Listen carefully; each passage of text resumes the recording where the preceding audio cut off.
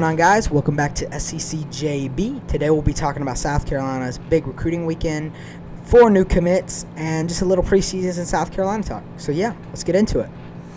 Alrighty, so first up, 4 new commits this weekend into the dead period. Big weekend for Carolina. We're going to talk about the 4 guys that committed, and a couple guys I think could commit, and just a little bit more. We're just going to go in depth. Let me know if you really, if you enjoyed the last episode, and remember, please like and subscribe and comment. So yeah, let's get into it. So first off, the first commitment I want to talk about this weekend is Jatavius Shivers, offensive tackle out of Georgia. Big dude, SEC size at 6'7", 270. So this guy is a really big. He's a very high upside, high ceiling. If you're coming into college with a 6'7" frame, and then you're going to put on muscle in an SEC weight room, it's a really big get for us. Now, I think it's going to be tougher to hold on to him. He did decommit from Vanderbilt, and it's kind of more of a surprise commitment, not a super big, but a little bit of a surprise commitment. Auburn did just offer, so we're going to have to hold on to him. But otherwise, I really like this. Really like the Jatavius Shivers addition. They already talked about this this upcoming class. They talked about how they wanted this to be a massive O-line class. So yeah. So next up. Sorry, I'm looking at On3 right now, trying to decide who I want to talk about next. Okay, next guy I want to talk about is Montague Rames. Now, Montague Rames, hometown kid, Sumter. Shane Beamer and the staff have talked a ton about keeping the in-state talent in-state. And that's what they did here. Montague Rames visited, they said, an estimated 20 times between unofficials and officials. And he's just that guy that they started out well with, and then they brought him off. They went start to finish and brought him in. Big kid, one of the top players in South Carolina. You look at this kid and you say, man, this kid does not have high school size. He has college size already, and he's only a junior. Well, I guess not a junior. He's a senior now. But the kid is crazy. Watch some of his film. He is long, athletic. He's going to be able to come off the edge. He's going to be a menace. But yeah, so when we talk about how big it is to get these in-state guys, it is massive. We don't talk about how much it's important to keep it in your state.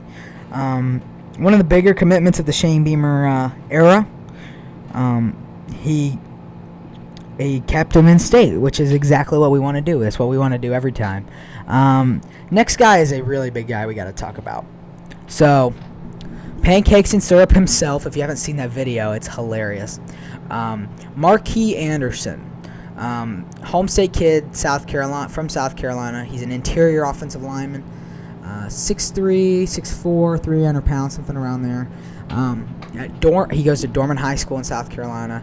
And this kid's a baller, man. He really knows what he's doing. He's strong. He's physical. He runs through.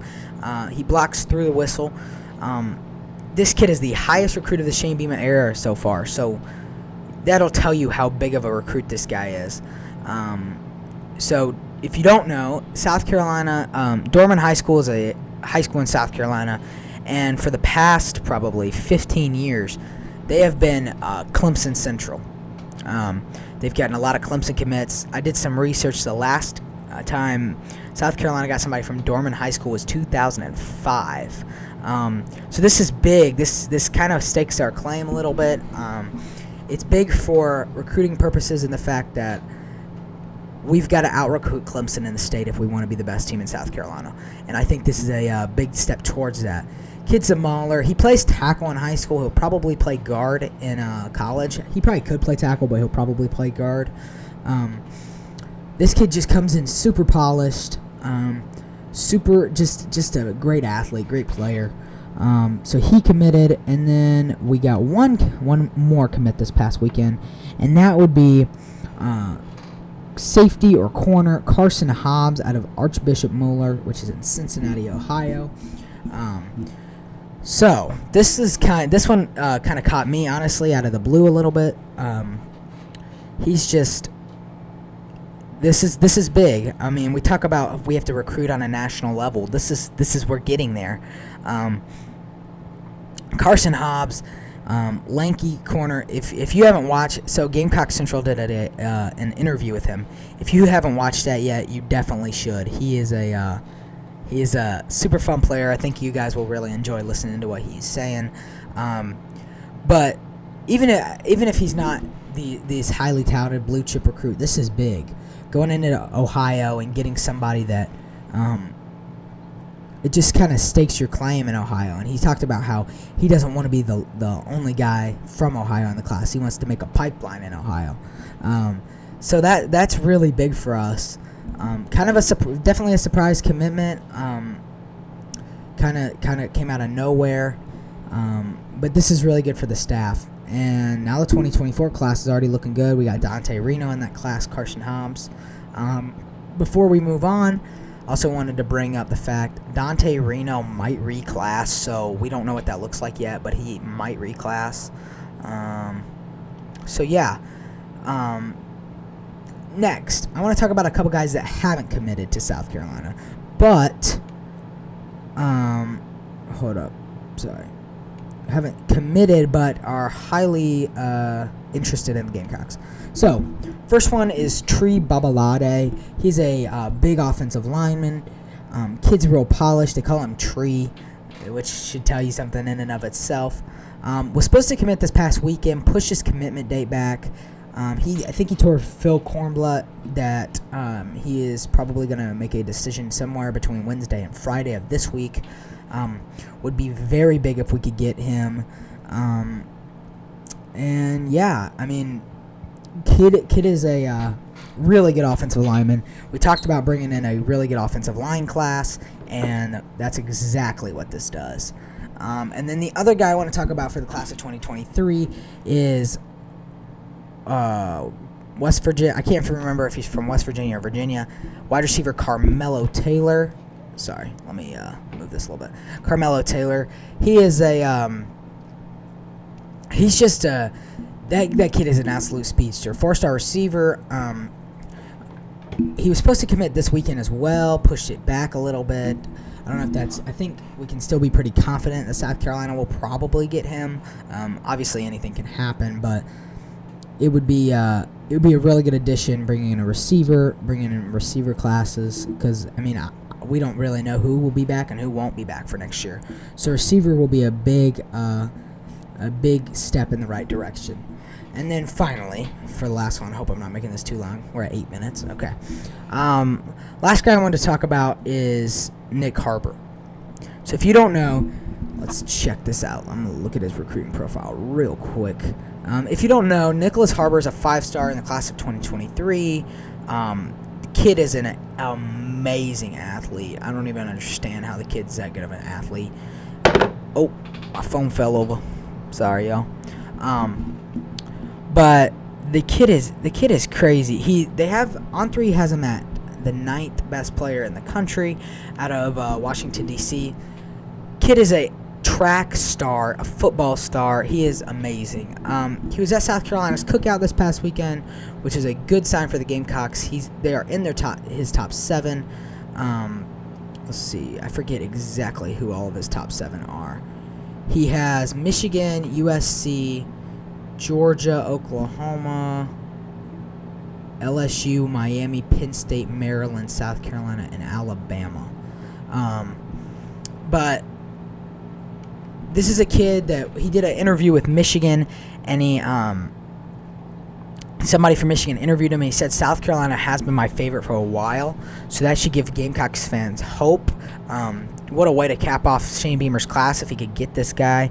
I think if he commits soon, we probably don't have a great shot, but if he keeps pushing his commitment day back, and he hasn't set one yet, obviously, but if he keeps moving it back and further and back, that gives the Gamecocks more and more of a chance. He talks about how much he loves Shane Beamer, and yeah, this kid would be an amazing get. I think we can be excited. I mean, I don't think there's anything telling us he won't come here yet, you know. and you can tell he really seemed to enjoy his visit. He posted pictures on Twitter of him in, like, his Photoshop for South Carolina. So there's one more guy I want to talk about, and this has something to do with the channel as well. Sorry, y'all. Tell me if you like these kinds of videos, or if there's anything specific you guys want to see. Where is he? Let's see. I want to find somebody, because this is a big deal. So, sorry, y'all. I have to find this. I should have had this let's see. Okay. So, there's one more player I want to talk about, and that is 4-star defensive linebacker, some like combo, Kelby Collins. And you might be wondering, why are you talking about Kelby Collins? Well, I'm talking about Kelby Collins because for two reasons. One, he seems to really like South Carolina. The recruiting predictions machine on On3 has Alabama at 89%, so it's definitely not. It's probably Alabama, but I really like this guy. And another reason I wanted to talk about this is I might have an interview with him coming soon. We've been communicating back and forth, and so yeah. If you guys want to see that, let me know. Also, might do an interview with a kicker, a very highly touted kicker that I'm actually high school teammates with. So if you want to see that, let me know. But yeah, so that's all we're gonna do for today. Guys, let me know if you enjoyed this. Let me know if you tell me anything in the comments, I will answer. Obviously, like, subscribe, comment. If you made it to this point in the video, say something in the comments. Say South Carolina's gonna beat Georgia. No cap. Alright, guys, I might start uploading some shorts, and then I might do a video ranking SEC quarterbacks. If there's anything else you want to see, let me know down in the comments below. And till next time, peace out, y'all.